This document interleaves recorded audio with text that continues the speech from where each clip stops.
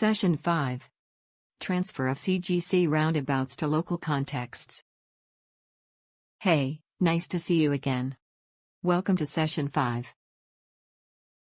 Session 4 focused on the exemplary application of the 6 phases of the CGC roundabouts for digital transformation methodology. Based on 3 case examples, you differentiated the phases and identified crucial success factors for each phase.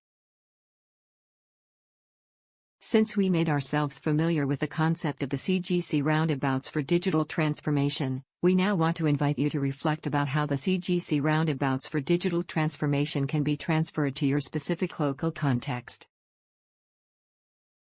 Many career guidance counselors are used to work in a one-to-one counseling setting with individual clients that are either employed or unemployed.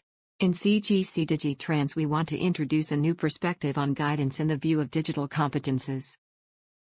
The CGC roundabouts for digital transformation build on the principle of multi-actor career guidance, which introduces the idea of involving other actors in the guidance processes, above all, employers and training providers. The goal is to improve the outcome of guidance processes in terms of a good match between competence needs and corresponding training offers.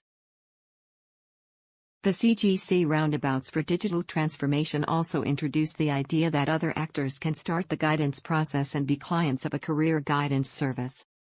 For instance, small or medium-sized employers with limited resource and personnel development that plan or start digital transformation processes within their organization could benefit from the competences of career guidance counselors in identifying new digital competence needs of their employees and planning corresponding training activities for their employees.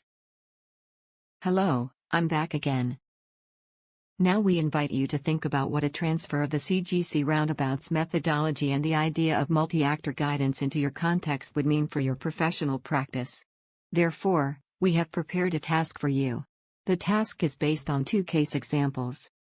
The first case example is Julia. Julia is 51 years old.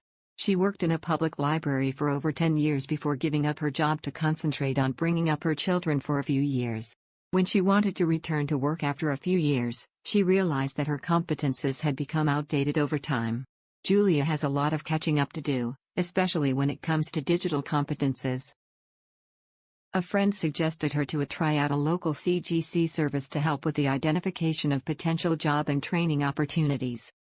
During one counseling session, when it was time to take a closer look at Julia's digital competences, the counselor proposes to involve other actors in the guidance process, especially employers and training providers.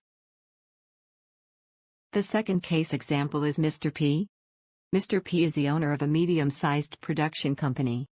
So far the production is almost entirely mechanical. Mr. P is thinking about purchasing new digital production machines. However, he is not sure what new digital competences his employees need for the new machines. One day in his office, while checking his messages on LinkedIn, he came across a post that spoke to him and his situation.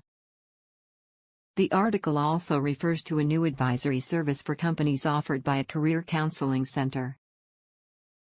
Mr. P is intrigued and decides to get in contact and arrange a first meeting with a CGC.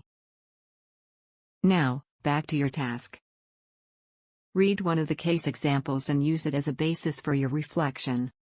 After reading the case examples, reflect about the types of services you could offer as part of multi-actor career guidance, potential benefits and challenges of involving other actors in guidance processes, needed adjustments in your practice and/or your organization to implement multi-actor career guidance. You can download the detailed cases and the worksheets with the tasks in this course session. For more interested participants, thank you for your attention.